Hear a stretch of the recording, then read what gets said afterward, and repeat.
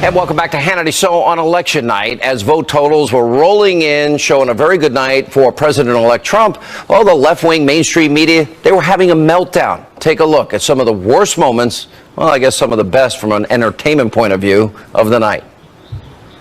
America is crying tonight. I'm not sure how much of America, but a very, very significant portion, and I mean literally crying. Yeah. And it is a moment filled with fear. Filled with fear. I think some of this cultural anger we should correctly identify as being racial animus, and that it's significant that Trump has closed so much of a gap and done so well with white voters. The extent to which Donald Trump has won, running a campaign of racism and bigotry, turning out millions of white Americans for that campaign, suggests that we are living through a kind of second redemption. Our country is about to face some serious crises. And so, I mean, buckle up. Your country needs you. Your son is serving as a Marine. You wouldn't trust his life under that commander-in-chief. And Kane said, I wouldn't. That's a pretty extraordinary thing to say. If you have a son in the Marine Corps and that you don't trust the commander-in-chief. The people in the military defend the Constitution. This was a white lash. This was a white lash against a changing country. It was a white lash against a black president in part. And that's the part where the pain comes. White lash, mainstream media, they weren't the only group lashing out last night. Whiny, sore loser, progressive took to the streets, often blocking traffic in several of America's busiest cities in order to vent their frustrations. Joining us now with reaction, Milwaukee County Sheriff David Clark, the host of Justice, Judge Jeanine Pirro. Sheriff, this is fairly predictable. Anytime conservatives win, Republicans win, the left goes in complete meltdown mode. The things we will hear in the next 4 years, I'm warning my audience, it shouldn't shock you. They are going to lose collectively their minds. That's my prediction. How should we deal with it? Well, first of all, I just thoroughly enjoyed that montage you showed of the left, or you played of the left in meltdown mode. It's fun to watch.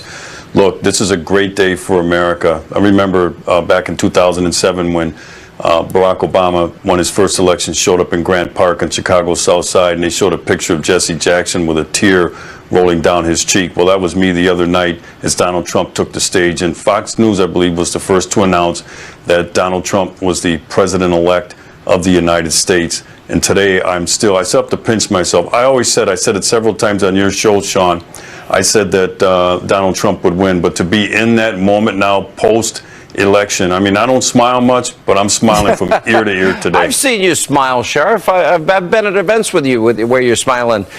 Judge, your reaction?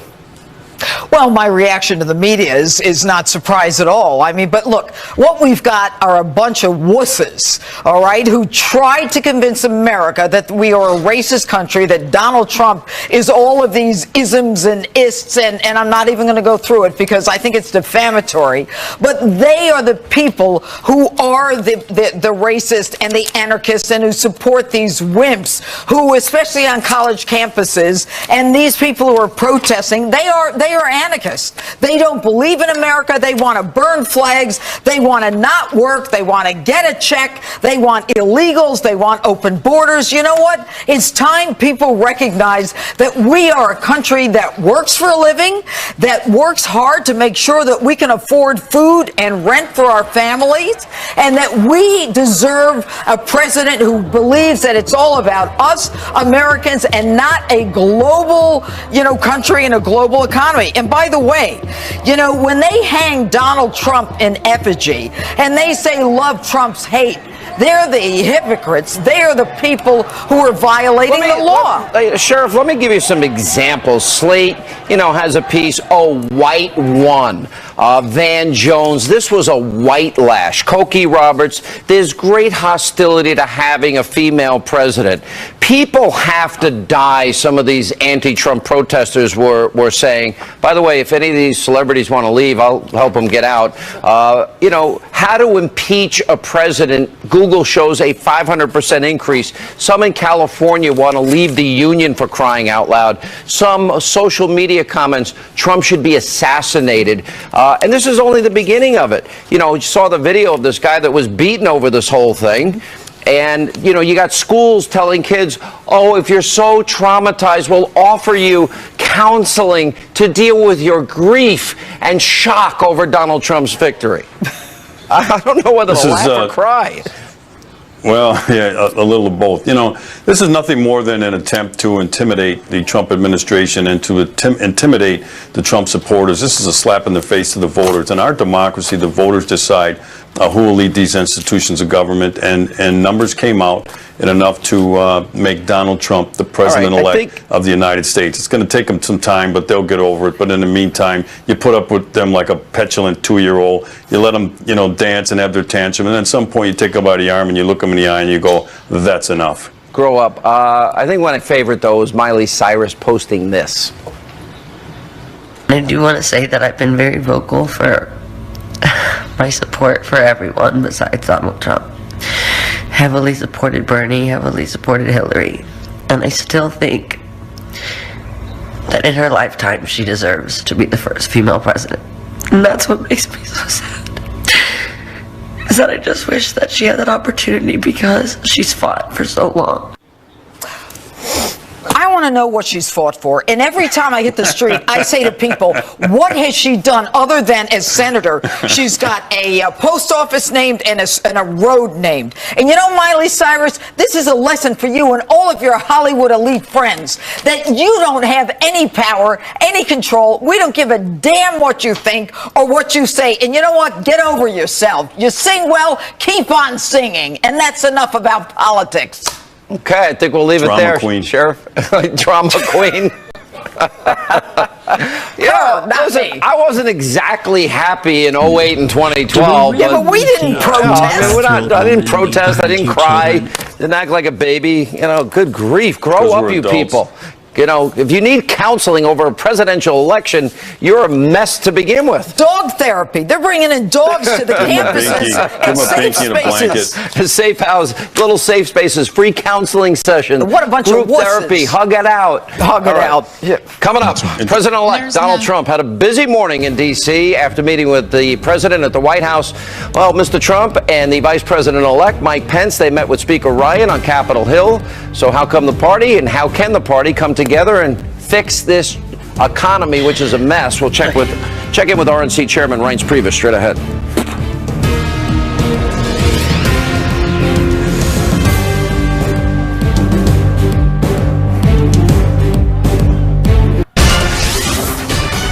Met with Speaker of the House Paul Ryan during their visit to Washington today. Now, the voters have spoken, and exit polls show that 69% of voters said they were dissatisfied or angry with how the federal government was working. So, what are they going to do to fix it? Here now, RNC Chairman Reince Priebus is with us. Good to see you. By the way, congratulations. This, a lot of people had doubts about a system that you had built since 2012.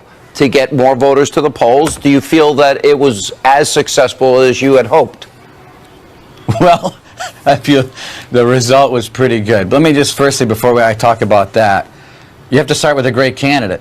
And if you don't have the change candidate that's authentic and genuine in a change year, you can have all the data and turnout you want. It's not going to work. So it starts with Donald Trump, President-elect Trump, number one. But number two, you know, we've been working for 4 years. We added, I was just looking before this interview, we added 300,000 more Republicans on the voter rolls through party registration in Florida. We also predicted turnout. Try to keep it basic. The most difficult thing you can do mechanically, the data and the people on the ground are important. But you have to figure out what your prediction is for turnout so that you can actually try to figure out how many votes you need in the box in order to win. That's where our operation was dead on accurate. So predicting how many voters you needed. So for example, in Ohio, we thought that we would need 2.745 million voters in Ohio. We achieved 2.771 million votes in Ohio. And I can go through state after state like that, but having the margins down perfectly is where it all begins, and then the process of either adding voters to the rolls and or targeting, or both, is where the targeting and adding people in and then putting those people in the box is the process that we go through, and it's a 4-year program. So it's not just showing up 3 months before an election and saying, let's just start knocking on doors. It's a targeting program that started 4 years ago and culminated with a great candidate who really shocked the world. What do you make of the 69% of voters say they're dissatisfied, but we'll also go back to the Republican primaries, and 64% of Republicans felt betrayed by the Republican Party. Donald Trump was the outsider, was the change agent, and now he's got to work with many of those same Republicans. Do you foresee any problems? Any conflict? You know, I don't see a lot of problems because I've gotten to know President-elect Trump very well. I know how he interacts with people in private. I know how gracious and personable he is. Look at what happened today. I mean, you don't get to where Donald Trump is, President-elect Trump. I got to get used to that. You do not get there by being a person who doesn't understand the audience, the situation he's in, and acting in a way that affects the best outcome for his agenda. That's what he's going to do. Let me just say, tangentially to that, the voters spoke, and they elected Republicans in the White House, the Senate, the House, and they did it with great fervor. And so the agenda of our party, and particularly the agenda of President-elect Trump, is going to be the agenda that we pursue, because that's what the voters wanted. Is so that we're not going to water the down Trump the agenda. Is that going to be the Trump Well, it's agenda? going to be the Trump agenda. He has the mandate. And so I just want people to understand that this isn't a matter of watering down our promises and forgetting about the will of the American people. The American people deserve the agenda.